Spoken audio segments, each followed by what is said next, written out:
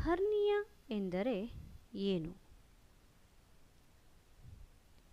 ಹೊಟ್ಟೆ ಅಥವಾ ಯಾವುದೇ ಭಾಗದಲ್ಲಿ ಆಗಾಗ್ಗೆ ನೋವು ಬರುವುದು, ಊತದಂತಹ ಲಕ್ಷಣಗಳು ಕಂಡುಬಂದರೆ ಅದು ಹರ್ನಿಯಾ ತೊಂದರೆಯಾಗಿರಬಹುದು. ಇದು ಕಾಯಿಲೆಯಲ್ಲ, ಬಲಹೀನತೆಯಿಂದ ತಲೆದೋರುವ ಸಮಸ್ಯೆಯಾಗಿದೆ. ಹೊಟ್ಟೆಯಲ್ಲಿ ಕವಚದಂತೆ ದಪ್ಪನೆಯ ಮಾಂಸಖಂಡಗಳ ಒಂದು ಪದರವಿರುತ್ತದೆ. ಈ ಪದರ ವಿವಿಧ ಕಾರಣಗಳಿಂದ ಬಲವನ್ನು ಕಳೆದುಕೊಂಡು ಅದರಲ್ಲಿ ರಂಧ್ರ ಉಂಟಾಗುತ್ತದೆ. ಆ ರಂಧ್ರಗಳ ಮೂಲಕ ಕರಳು ಹೊರಬಂದು ಚರ್ಮ ಹಾಗೂ ಕೊಬ್ಬಿನ ಪದರದಲ್ಲಿ ಸಿಕ್ಕಿ ಹಾಕಿಕೊಂಡು ತೊಂದರೆಗೆ ಈಡಾಗುವುದೇ ಹರ್ನಿಯಾ. ಹೊಕ್ಕಳು, ತೊಡೆಸಂದಿ ಶಸ್ತ್ರಚಿಕಿತ್ಸೆಯಾದ ಭಾಗದಲ್ಲಿ ಹೆಚ್ಚಾಗಿ ಕಂಡುಬರುತ್ತದೆ. ಯಾವ ವಯಸ್ಸಿನಲ್ಲಾದರೂ ಕಂಡುಬರಬಹುದು, ಆದರೆ ಹೆಚ್ಚು ವಯಸ್ಸಾದವರಲ್ಲಿ ಕಂಡುಬರುತ್ತದೆ. ಹರ್ನಿಯಾಕ್ಕೆ ಕಾರಣಗಳು: ಮಲಬದ್ಧತೆ, ಭಾರ ಎತ್ತುವುದು ಮೊದಲಾದ ಸಂದರ್ಭದಲ್ಲಿ ಹೊಟ್ಟೆಗೆ ಅತಿಯಾದ ಒತ್ತಡ ಉಂಟಾದಾಗ ಮಾಂಸಖಂಡಗಳು ದುರ್ಬಲವಾಗಿ ಹರ್ನಿಯಾಕ್ಕೆ ಕಾರಣವಾಗುತ್ತೆ.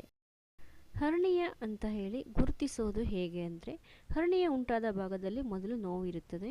ನಂತರ ಆ ಭಾಗದಲ್ಲಿ ಸಣ್ಣ ಗಡ್ಡೆ ಆದಂತೆ ಊತ ಕಾಣಿಸಿಕೊಳ್ಳುತ್ತದೆ. ಬೆರಳಿಂದ ತಳ್ಳಿದರೆ ಮಾಯವಾಗುತ್ತೆ. ಆಮೇಲೆ ಊತ ದೊಡ್ಡದಾಗತ್ತೆ, ನೋವು ಹೆಚ್ಚಾಗತ್ತೆ.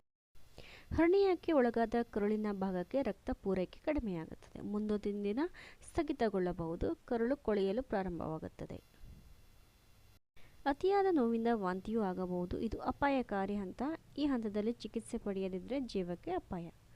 ಚಿಕಿತ್ಸೆ: ಹರ್ನಿಯಾಕ್ಕೆ ಶಸ್ತ್ರಚಿಕಿತ್ಸೆ ಒಂದೇ ಮದ್ದು, ಯಾವುದೇ ಔಷಧಗಳಿಲ್ಲ. ತಕ್ಷಣ ವೈದ್ಯರನ್ನು ಸಂಪರ್ಕಿಸಬೇಕು.